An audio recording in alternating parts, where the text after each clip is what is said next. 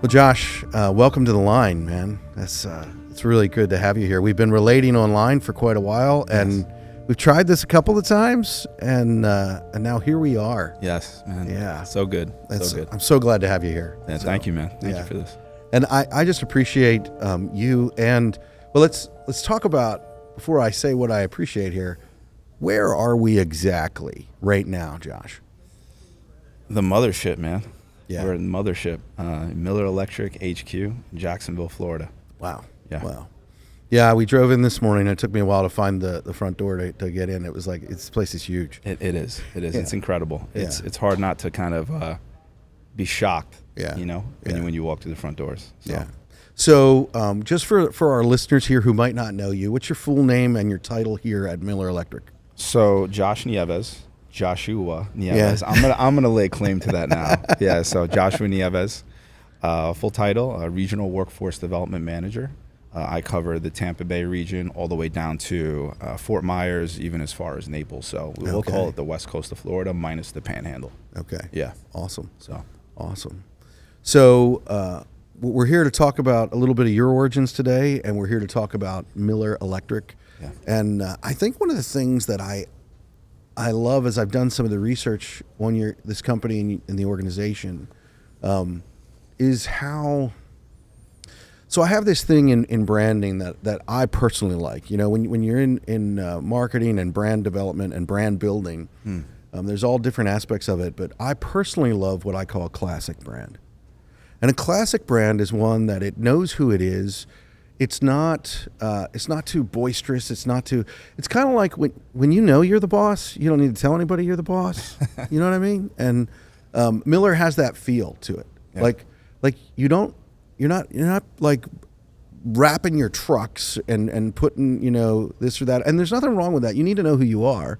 But for me personally, I identify and connect with classic brands. Yeah, and a classic brand is, here's your mark, here's who we are. And my goodness, we're in this hallway here, and your color, in case you guys haven't noticed, their color is green. It might have something to do with the bottom line. I don't know. A lot of green happening here. So I love what it is that you guys are communicating, and I just really connect and identify with it. I got a tour here this morning of your facility. Was it Kirsten? Carrie. Yeah, Carrie. Carrie Stewart taking us around and just showing us what you guys are doing. It's pretty cool, pretty exciting. Very. So I would like to just talk a little bit about, Josh, who you are, how you ended up here, because you and I, we have different origin stories, but yet similar. Yeah. And, I really love your name. My wife just cringed at my little joke there about our names being similar. You have a great name too. Yeah, man. well, thank you. Thank you. You're welcome, bud. But we're both Northern boys. Yeah. Here in Jacksonville, Florida. And why don't you tell us a little bit about, for those that are listening that might not know you, which I don't think is very many people. I mean, he's about to cross over 10,000 followers on LinkedIn, which is pretty impressive. That's a tough platform. That is the platform that is tough. Yeah. And I think it's because people, and listen, this is not a diss to other platforms. Actually, probably is. Yeah. So LinkedIn is where people are intentional about what they're doing. Sure. It really, truly is. You're not, and I hope that it maintains that. I think it will. I hope that it maintains that, because it's a place where you can go. Like, the reality is, I see with LinkedIn, it's like you feel like you're at work, and not in a bad way. You're connecting with your team. TikTok has a different feel. Yeah, just a little. It's too mousy for me, man. I think there's you can do some really great things on there. Yeah. I think the workforce is clearly active on there, right? Yeah. But for me, I definitely, and this has always been a theme for me throughout my career, just like what's going to move the needle. Yeah. And where are the decision makers, and it was strategic for me, if anything. And then, LinkedIn was my choice. So. Yeah. No, I think strategy is really important. And that ties in with intention and intentionality about what you're doing and why you're doing it. Yes. And going after that. And that really matters. Sure. So tell us a little bit about your origins and how somebody from New York ends up in Jacksonville, Florida. Yeah, absolutely. So origins, 15 years old, I decided that I wanted to follow my father's footsteps. Come on. Third generation IBEW electrician, and I saw the life that he had provided for my family. That's really where it all starts. Yeah. When I was about 12 years old, obviously we all know 9/11, what happened in New York City. My father's business was directly impacted by that. So I spent some time down there as a kid, really young, just in the recovery efforts, just supporting my dad and kind of what he was looking to do. He actually had to make an exit, unfortunately, but I went down there and I got to meet the guys. At a really young age, I got to sit down with blue collar, construction professionals, and I was just attracted to everything that they were. The way they talked, the way they moved. I just saw that there was just this humbleness and organicness to them that I absolutely loved. So that was kind of like the seed that got planted, spending time with my father and his company and meeting his workforce. So eventually I decided when I was about 15, maybe 16 years old, that I wanted to continue pursuing a path in the electrical industry. I was working summers and stuff like that, just kind of getting my feet wet. Yeah. And I had an opportunity to go to vocational school. So my guidance counselor pulled me into the office like they typically do and said, "Hey, Josh, your grades are kind of like, And it's funny, though, it was for me, I knew exactly what I needed to do just to get by. Yeah. And not going to tell people to do that. But for me, I just felt like a lot of the things I was learning just really I had a very entrepreneurial mindset at the time. Like, okay, like how is this going to support me, when I enter the workforce? I was thinking about that very early, right? So from there, entered trade school, and I started to excel like rapidly. So, student of the month, all the little cool accolades that they give students. It was just like every single month I was getting some type of achievement, top in class, student of the year. And this was like back to back for 2 years. So I went to school in conjunction with high school. So trade school in conjunction with high school. Wow. So, and then funny enough, I was doing so well in trade school, my grades in high school were going through the roof as well. So clearly on this path to be an electrician, this is what I wanted to do. I realized that I had a gift, right? Absolutely. So from there, entered Local 3 at 18 years old. Fast track to that. And just by chance, I landed. Local 3. Local 3. Yeah, IBW Local 3. And, I landed with one of the largest electrical contractors in the nation. And I was with them for 16 years. Come on. And I did everything from serve my time as an apprentice, journeyman, became a foreman, general foreman, superintendent, so on and so forth. So I was doing all this really rapidly, and I honestly don't feel like I got a chance to really enjoy it. Yeah. But, and that kind of ties to how I got here. So eventually, I know me and you talked about this, decided to kind of go one step further, become a New York City licensed master electrician. We did talk about this. Yeah. You were, so a lot of people don't realize this, but when you get your, journeyman license, you have to work for another 7 years in the trade before you can. Am I remembering this correctly? So New York, every jurisdiction's a little bit different. I believe in New York, you need to have 7.5 years working under a licensed contractor. That's correct. But it can't just be like a fly by night. No, it has to be. You need to have. They have to have a master's. They need to have a master's, and you also need documentation from them. That's saying. correct. So if you work for like 5 contractors, you need to get them all to sign this document, which could be a pain. So it can be. It's the importance of not burning bridges when you leave places. It also pays to just like try and stay employed, right? Boy, that's true. Yeah. So I was with. So you had just hit that mark. That's the point that I'm trying to drive. Yeah, you had just hit that mark, and you're like, I'm going for it. I had just hit that mark. I was actually a sub foreman at the LaGuardia redevelopment project. Just a small little project, not big. Yeah, and LaGuardia, tiny little airport. So I'm like, running work is not hard enough. And I'm not stressed I saw that enough. wink there. We're going to make sure that makes it on camera. Yeah, and working nights and, doing doubles and all these crazy hours isn't enough. I'm going to do, this year-long training to become a master electrician. Come on. So pursued it. And yeah, man, we got the W on that. at the earliest attainable age, which that was probably that was a major career milestone for me. Wow. And then that kind of folded into me becoming a superintendent, and I'm proudly to say the youngest superintendent in Local 3. That role. That's a pretty cool moniker, man. Yeah, man. That role, it can mean a lot of different things depending where you are in the country. Out of Local 3, there's typically there's always one. But typically maybe 2, 3 for a shop that can have over 1,000 people. So that's that was something that I was really proud of as well. So just all these really great milestones, and just to really kind of tie that into how I got here, man. I ended up buying a farm, 160 acre parcel, building that up and scaling that while I was working full time. So don't ask me why I did that, man. You're nuts. Yeah. So just again, that going back to that entrepreneur mindset, I always had it even while I was an employee. Yeah. So it was definitely a big move, but at the same time, again, back to that constant growth mindset. I wanted to challenge myself.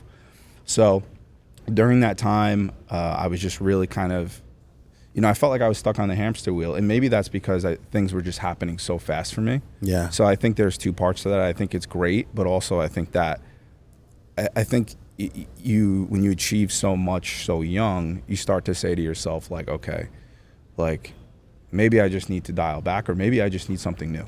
Yeah. So I was like, well, I don't really want to dial back. I want to continue to put my foot on the gas. I don't want to take a step back, but I do want something different. Yeah. And that turned from me being on my farm full time and doing the New York City commute to within 2 weeks moving to Tampa, Florida. Yeah. Yeah. Wow. So in my time down here, I took we can call it like a sabbatical, maybe like a 3-month sabbatical, where I was just like, okay, like I'm gonna just take some time off, chilling on the beach, exactly, man. Doing the Floridian thing and just kind of pretending to be retired. The Floridian thing. Yeah.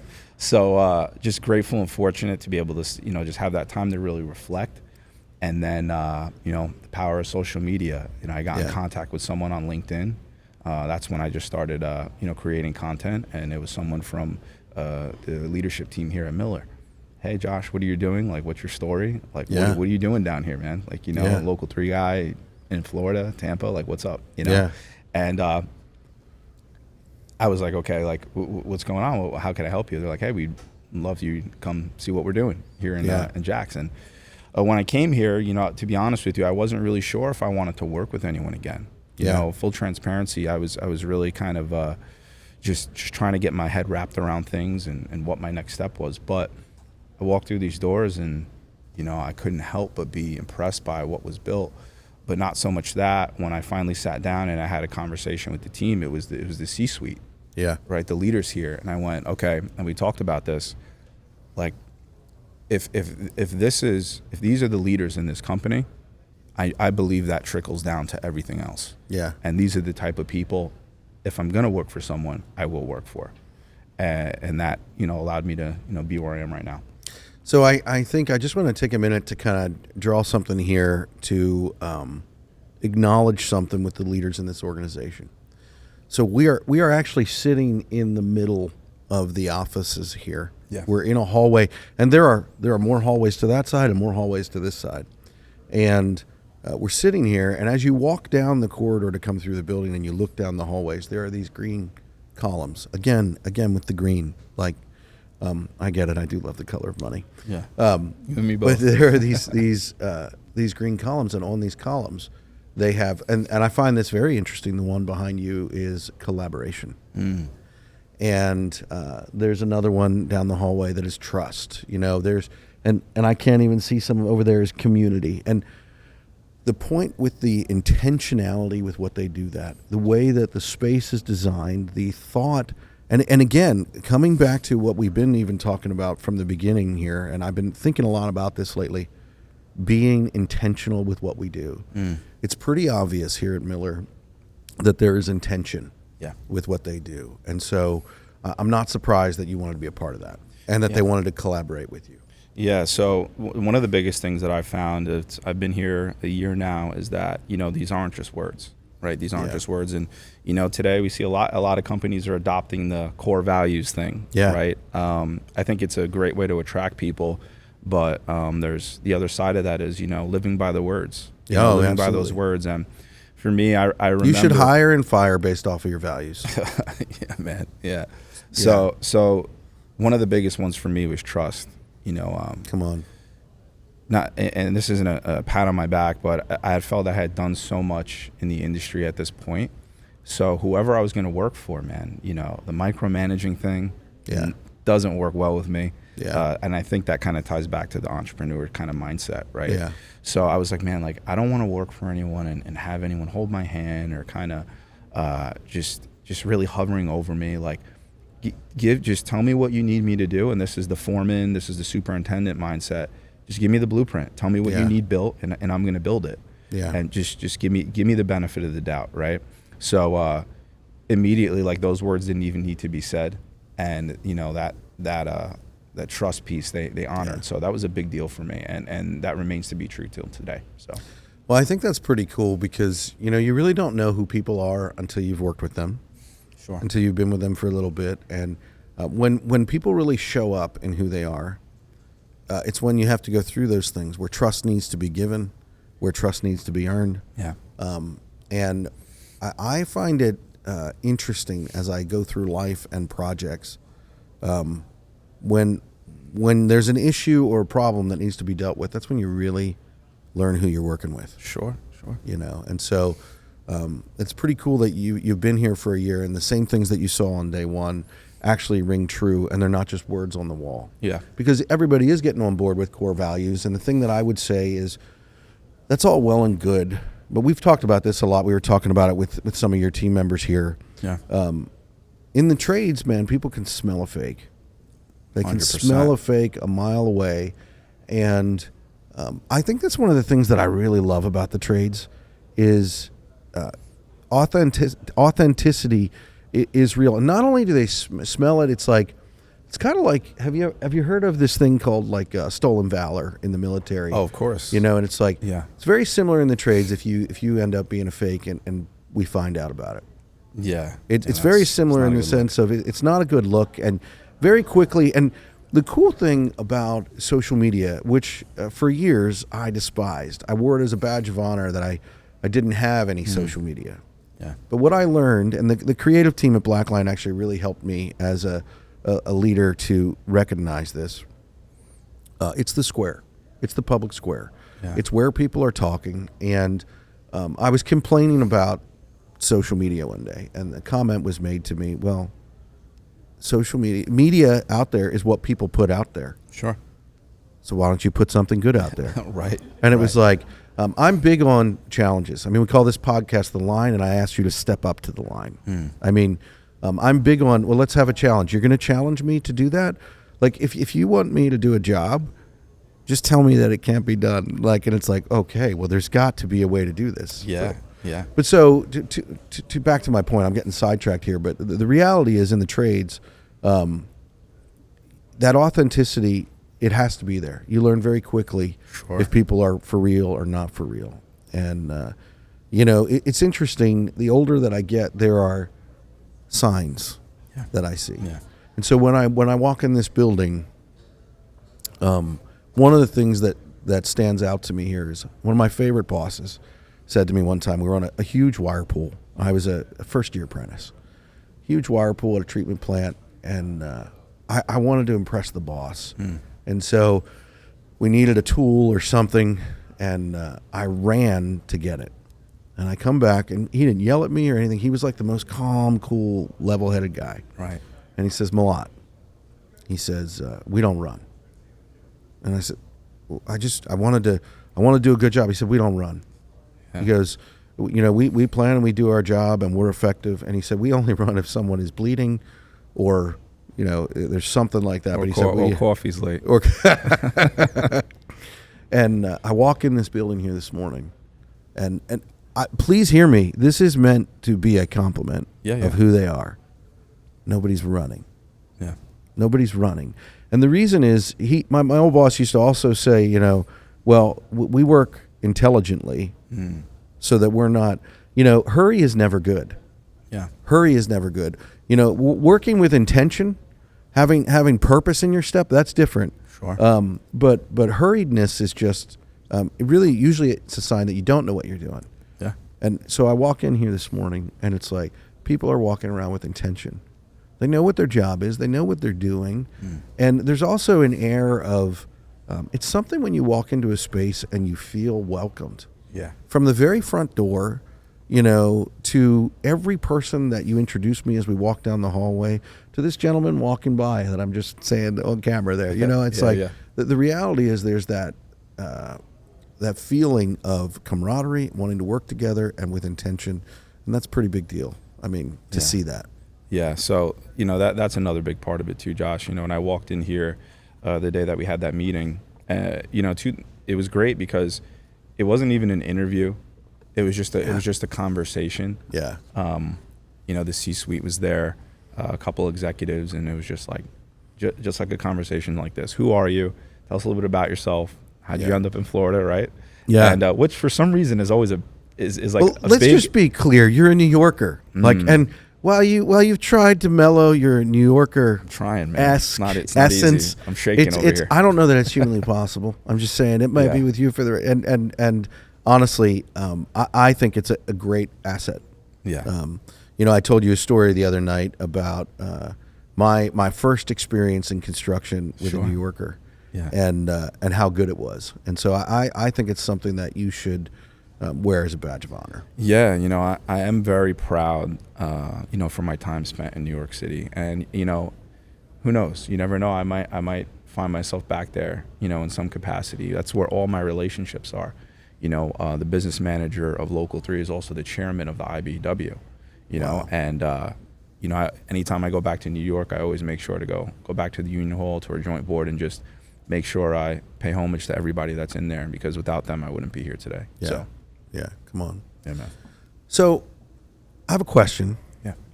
What is a tool or piece of gear that I ask everybody this question that Josh can't live without? Can it be a book? Yeah, it can be a book. It can be whatever you want. Man, can't be your cell phone. Oh, man. Okay. So, I'm going to have to go with the Bible, man. Okay. Yeah. Okay, I love this. Now tell me more. Tell me why. Yeah, so this kind of ties back to origin story. Yeah, my father is an ordained minister. I grew up in a Christian home, and that seed was planted in me at a very young age. Very young age. So no matter where I go, no matter what I do in life, Christ will always be at the center. Come on, whatever path I decide to take. Absolutely. And if I try to go a different direction, I typically get pulled back. Right.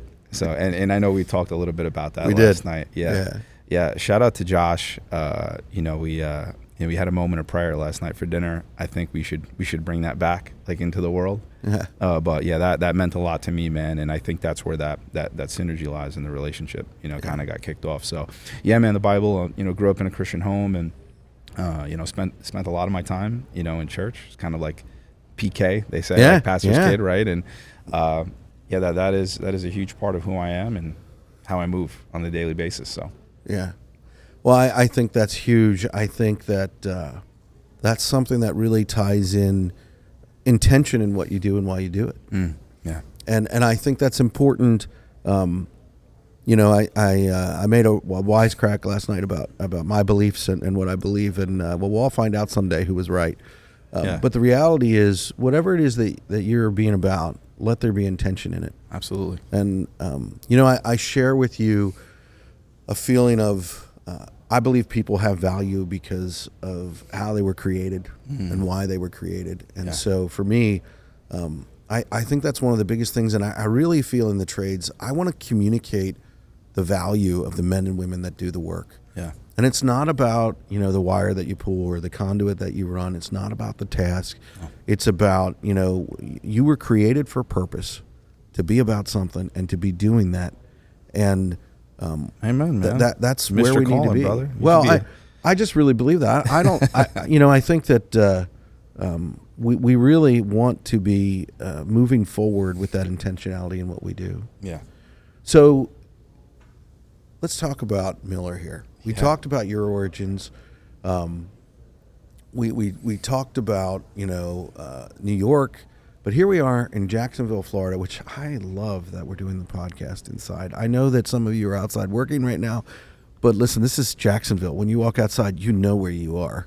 It hits you. Yeah, this time of year, man, you guys got to be so sick of us northern guys coming down here and be like, it's hot. Yeah, you know what? I get that question a lot, man. You know, like, oh, how's the heat? You know, right now in New York, it's actually pretty warm as well in the Northeast. You know, they had a pretty good heat wave come through. But I think it's just also, you know, just being in the field for so long, heat doesn't really bother me. The cold doesn't really bother me. Like, New York, the seasons are really weird and they can fluctuate and get kind of funky, you know? So for me, it's just a place, you know what I mean? Hot place, but you know, also I'm Puerto Rican, so I think my warm-blooded. Yeah. Is it warm-blooded or cold-blooded? So I think Puerto Ricans are just culture-blooded. Like, you just have culture. Yeah. Like, I mean, I know when I was an apprentice, I can't say what he said on air, but when I was an apprentice, I worked with a journeyman who was Puerto Rican, and he spoke broken English. We used to get him riled up, and it's probably not hard to do though. His name was Renee, and we would get him riled up, and it was so funny to watch him swear in English or try to. Yeah. So it was. Yeah. Good man. Oh, we like Renee. It was great. It was great. So tell me about Miller Electric and some of their origins, and because they have quite a story. Yeah, you know, we can go back. You know, let's do that. 97-year-old company. Wow. Right. I mean, we walk through the hallways. I think some of the photos are black and white because they are black and white. They are black and white, right? There wasn't like an artistic form. There was not a filter. Right. Exactly. You know, so you know, almost 100-year-old company. And it certainly shows. Yeah. Right. The culture here is best in class.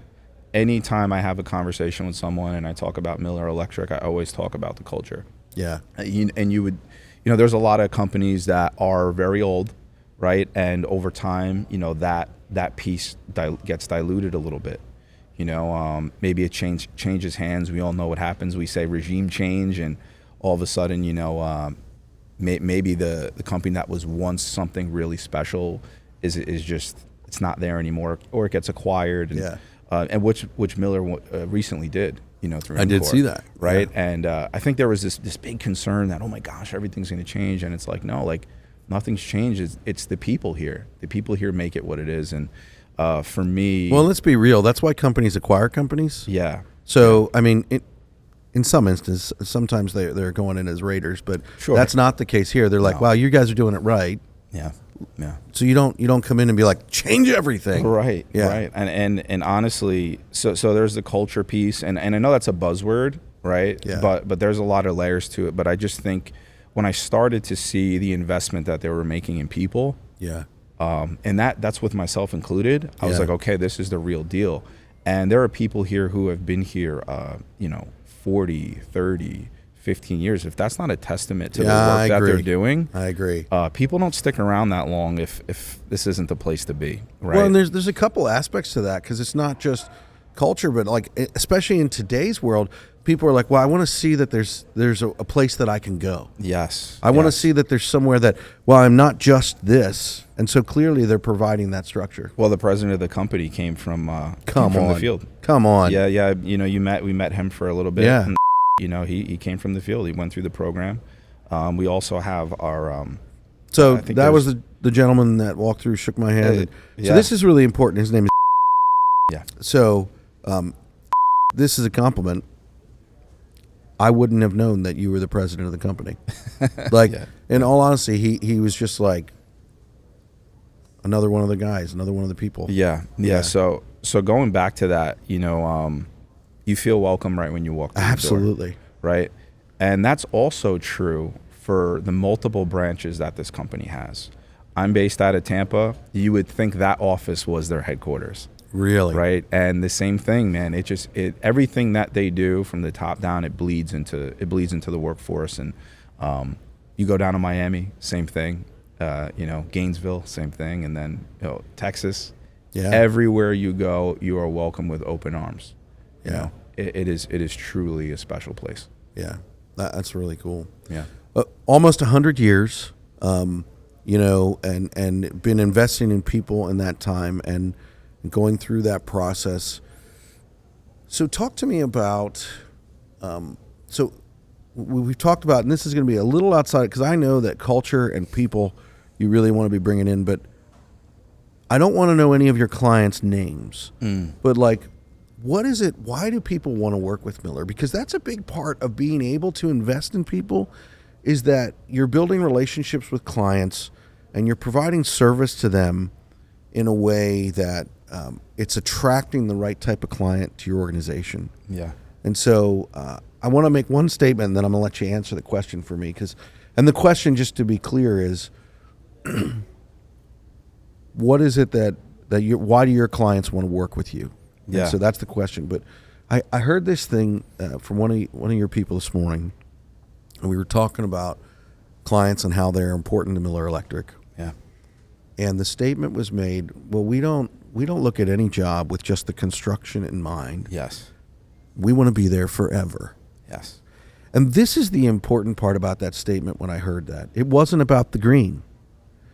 It was about the service. It was about the, we care about our clients. And it's not lip service when this statement is made. It's like we care about our clients. And so it's like we recognize that we're going to build a building and then we're going to help serve that building through its existence. Yeah. So why do people want to hire Miller Electric to build their buildings? That's a great question, man. So,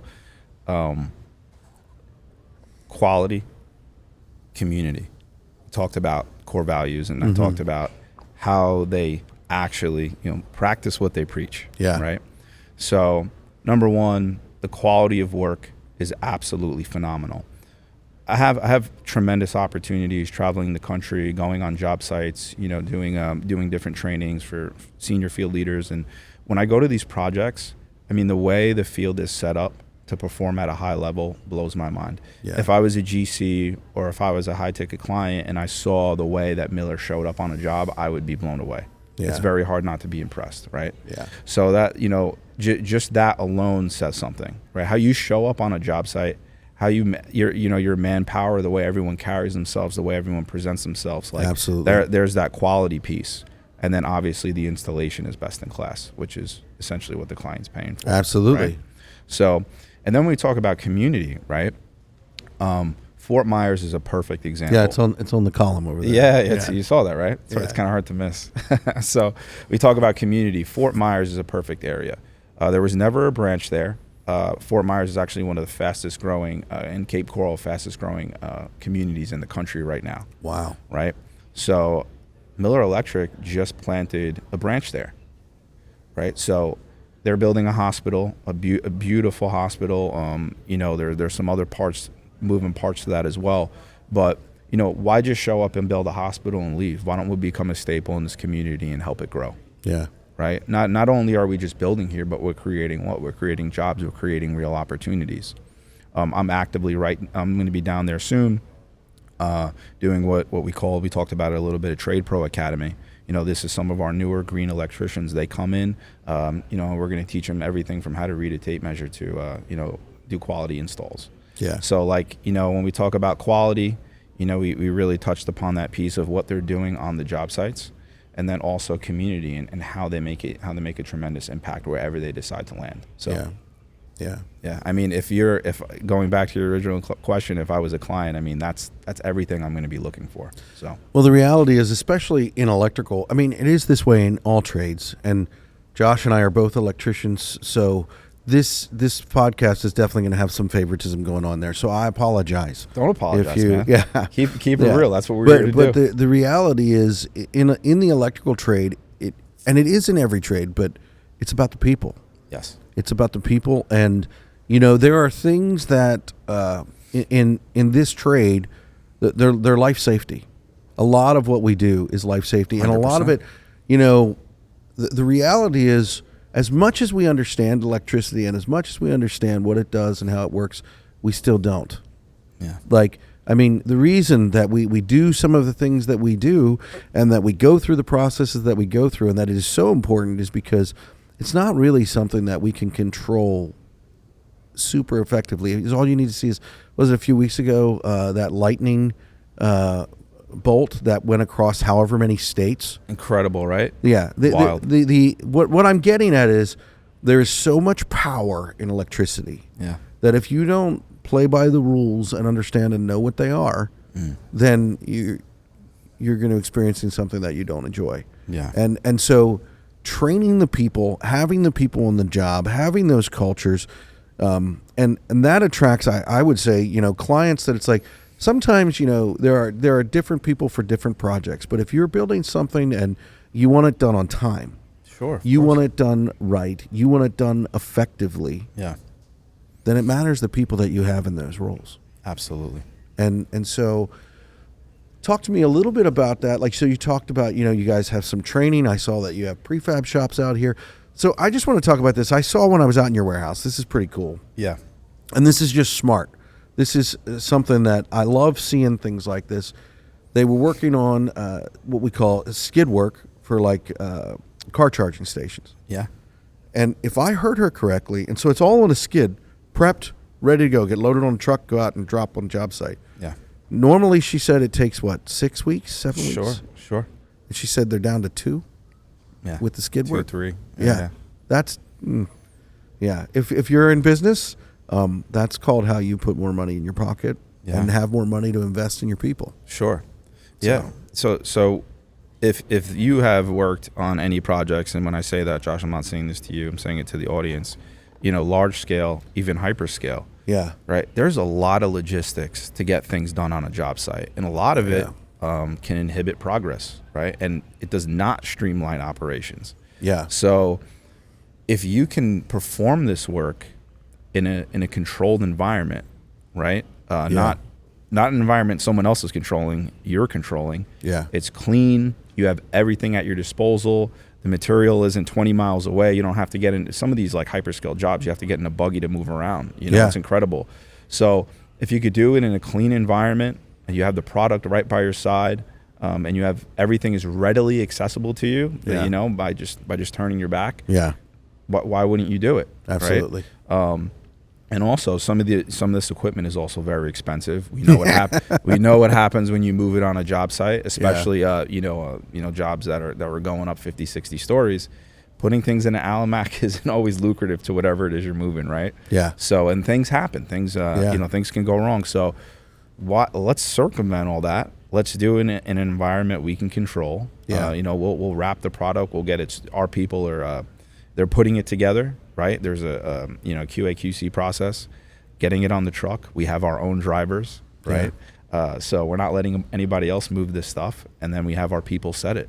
I think it makes things a lot easier, and we have journeymen putting this stuff together. It's not like we're just having random people in the shop doing these things. This is qualified professionals that are doing the work. So which that's really saying something. I mean, and that saves you in the long run. Yeah. So yeah, absolutely.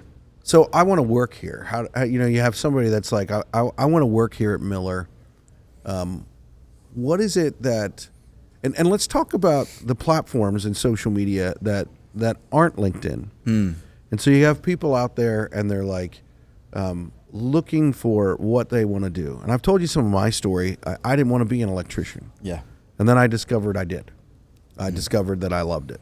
And honestly, it really wasn't about the work as much as it was the people and the experiences. But the reality is, what would you say, and this is more in your wheelhouse here, what would you say to people who are coming up?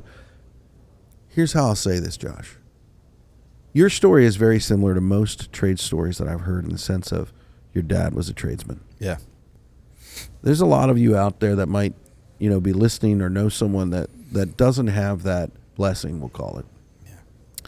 And so it's like, to those who are on TikTok or Instagram or I don't know what else is out there, but all of those things, what would you say to them about wanting to come work at Miller? Why would they want to experience that?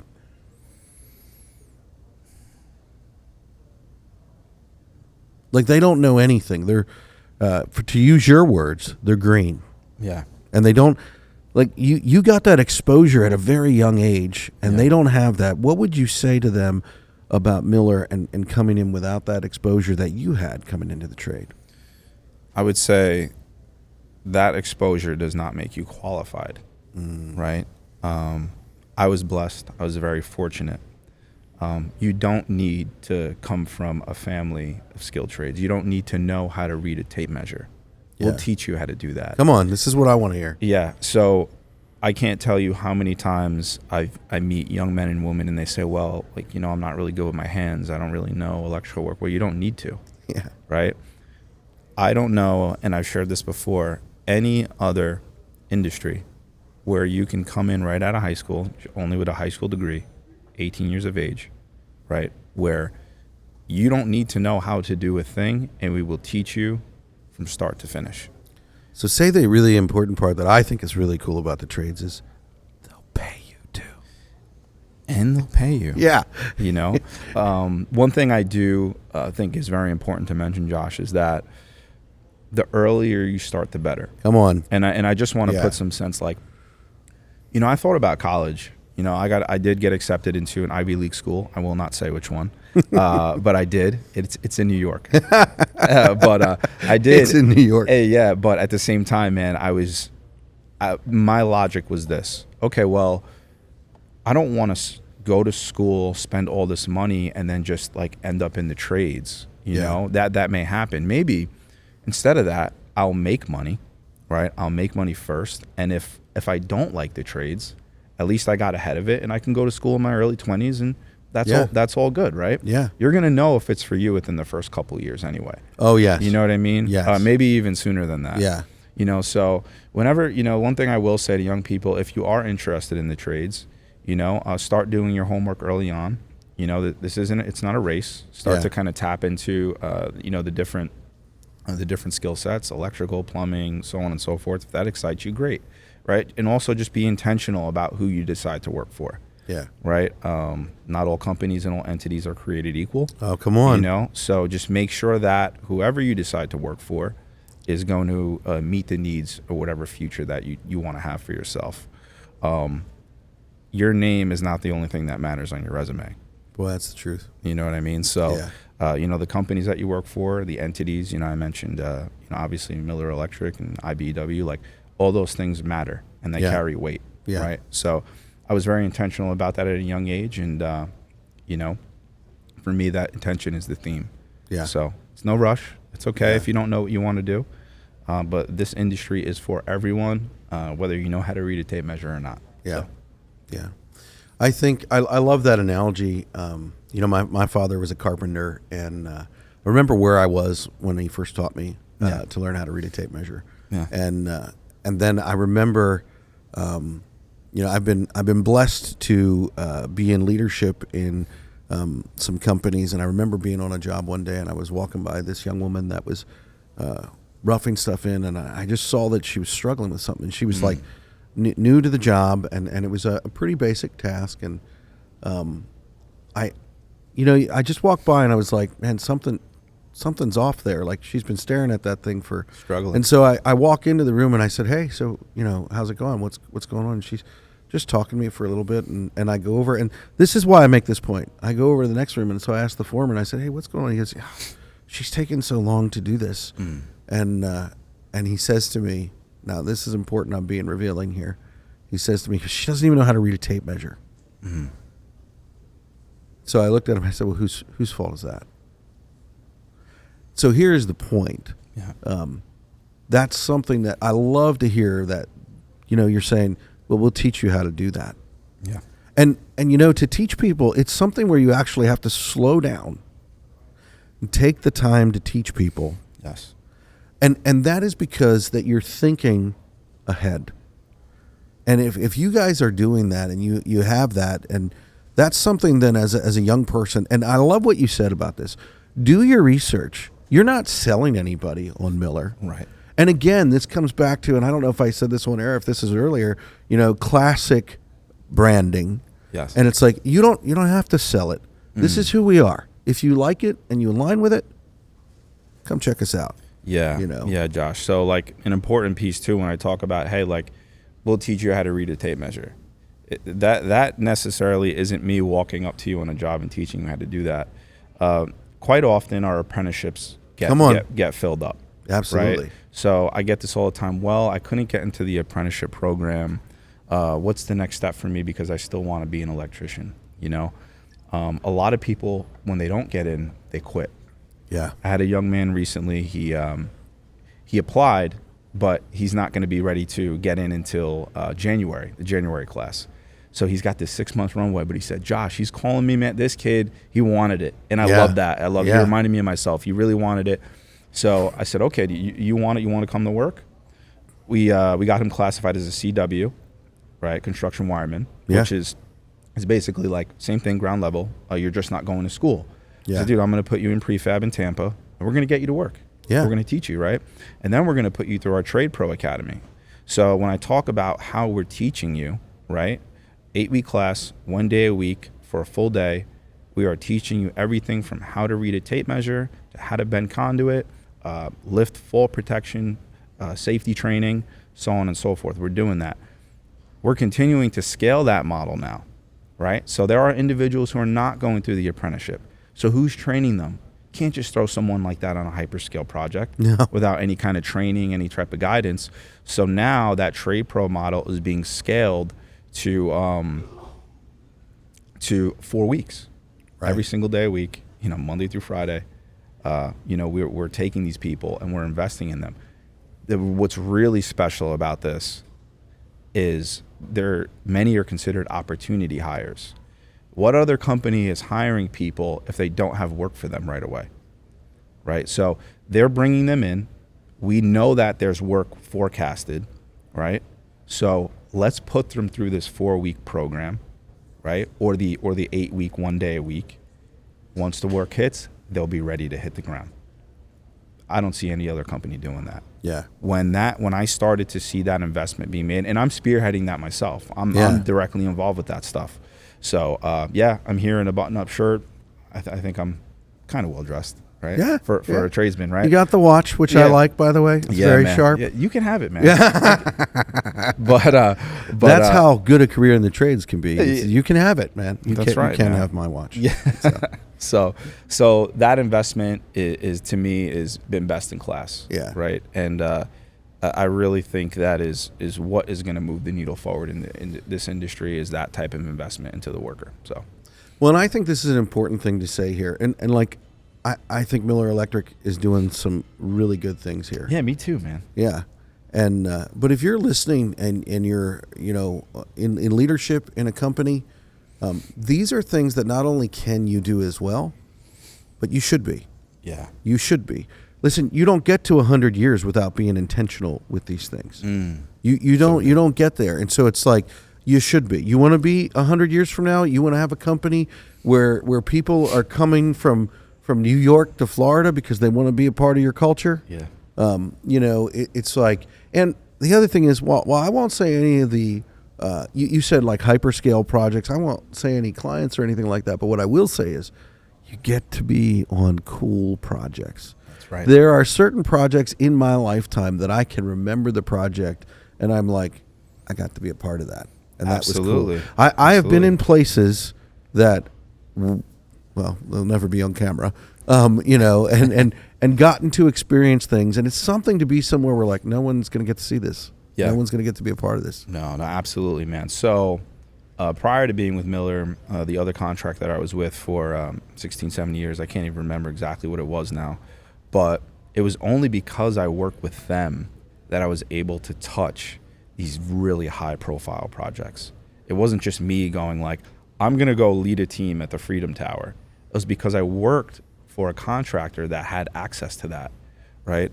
Same thing with the Brooklyn Bridge, Rockefeller Center, United Nations, all these really, cool pieces they'll never happen again, So Miller does the same thing, right?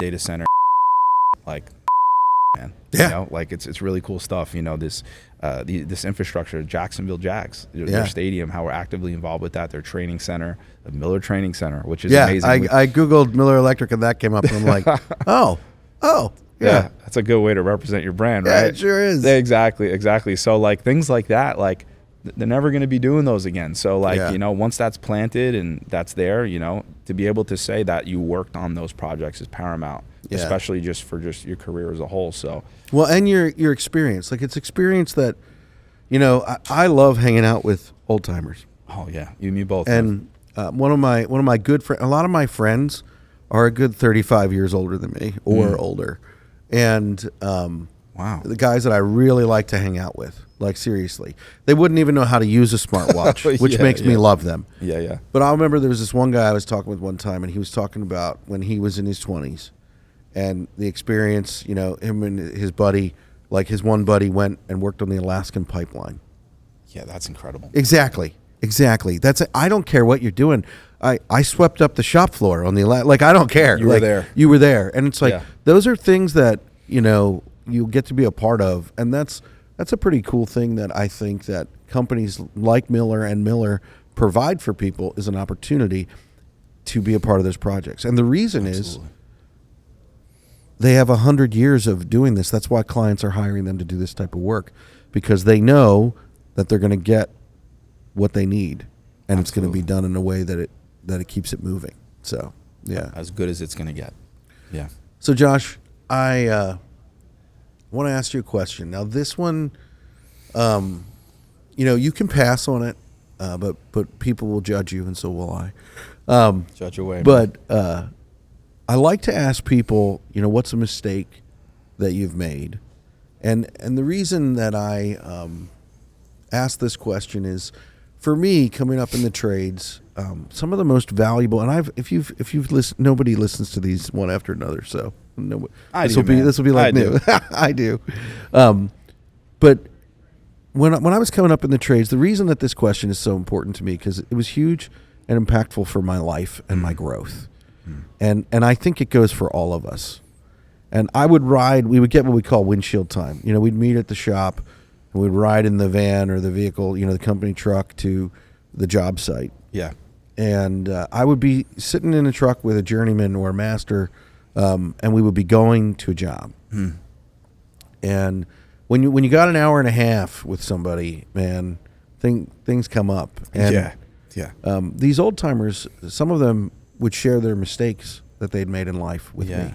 Yeah. And sometimes it was around work, and sometimes it was just, you know, it was a long day, it was tired. Or alimony. Yeah, it was, yeah, definitely heard that one. Yeah, and it was like it provided an opportunity for me to learn that I didn't have to live through the hardship that they went through. Yeah. That's why I asked the question. So we're not riding in the van, but Josh, what's a mistake that you've made that you're willing to share with people? I would say in my early 20s, you know, just not keeping Christ at the center of my life. I think that's, you know, so when I was a kid, Josh, my father said something to me that has resonated with me to this day, and he still says it. He said, Josh, you know, you're favored by the Lord. And he spoke that over me when I was a young man, and he said, no matter what you do, no matter where you go, you know, God's always going to be tugging at your heart. He's like, I just want you to know that. And, you know, for me in my early 20s, I don't think I was an anomaly. I think early 20s are early 20s, right? Yeah. Just doing what kids do, right? But I think that I got to a point, Josh, where I was finding so much success early on where I forgot where it came from. Come on. You know, there was a lot of vanity, you know, self-glorification, lack of a better term, right? So as I started to mature and I started to kind of fall on my face, which happens, right? I started to realize, okay, Lord, like, just pull me back in. What is it that you want me to do? Come on. You know, and I'll never forget, man, and people can want to receive this or not. You know, I had a day where I was going through something, man. You know, it was a really difficult time for me. And I said, God, what is it that you want me to do? I'm really hurting right now. You know, I'm really going through it. Almost like a depressive state, you know. Some people, you know, I hope no one has to experience that. But no, I heard a voice say, honor me and I will honor you. And that stuck with me ever since. Come on. So from there, just making incremental changes in my life, doing things a little bit differently. And won't go into all those details, but started moving differently, having different conversations, and just serving people. I was no longer serving myself. Yeah. And things just started to just scale 10x from there. Yeah. God is so good, man. So, really for me, it was just, we call it backsliding. I know Yeah. you've heard that before, right? Yeah. Just kind of just getting my focus back on the Lord, and just putting him first in everything that I do, and serving others. And that seems to be working out pretty well. Yeah. So, Well, I think, and I really appreciate your honesty. yeah. We don't edit this podcast, so everything that you say is going out on the air. No filters, man. Yeah. I got No- some bags no under my filters. eyes, man. I told you I didn't sleep good last Well, no, night. we edit it. We'll make you look good. Don't All worry, right, don't all worry. right, We'll do cool. that, but we won't edit what you say. Yeah. So It's all good, man. I want to just say this, because I think this is important, and I want to stand beside you in this. And I think, I don't, how do I want to say this? I want the way that I live my life to represent my faith. Yeah. And I share that feeling of Christ being the center. I believe that, and listen, this is the part of the podcast where we're talking about God, and it's okay if you don't like that. You can turn it off. But I'll just make this statement. You said something earlier, and it caught me, because I have these phrases that I use as markers in my mind so that I remember things. Yeah. You said something about calling. And I remember when I was younger and I had a revelation about calling versus assignment. Mm. And so I believe, like you, that Jesus is the only way. Oh, And yeah. Amen, bro. And I want to share, my calling is to share that with people. Sure. That is why I do the work that I do. And let's be really clear, that doesn't mean I'm a good human, because I'm not. Yeah. But he helps me with that. I don't think any of us Yeah. are good, man. Yeah. You know. And but we all have callings and we all have assignments. Our calling never changes. Yeah. Your calling and my calling is to glorify God in the way we live our lives and what we do. And it is to share Christ with the world around us. Love that. So if you're listening right now and you're hearing us talk about Christ, that's because that's our calling. My assignment for a time was to be a journeyman electrician. Yeah. Assignments can change. Your assignment was Local 3. Yeah. Your assignment, and I think we get confused sometimes about the difference between assignment and call, especially when we're young, Wow. because it's like, well, I need to figure this out so that I'm doing this for the rest of my life. Listen, I cannot tell you how many times that I was going in a direction and just being diligent and constantly being consistent and intentional with what I was doing, and failing every day. Yeah. Likewise. Yeah, failing every day.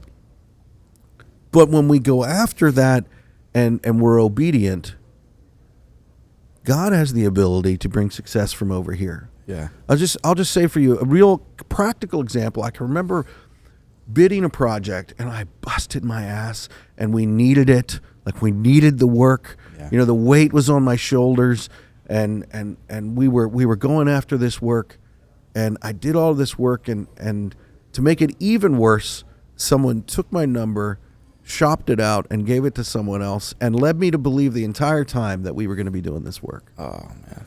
Maybe that's never happened to you, but that happened to me. It happens. And For I sure. was extremely discouraged.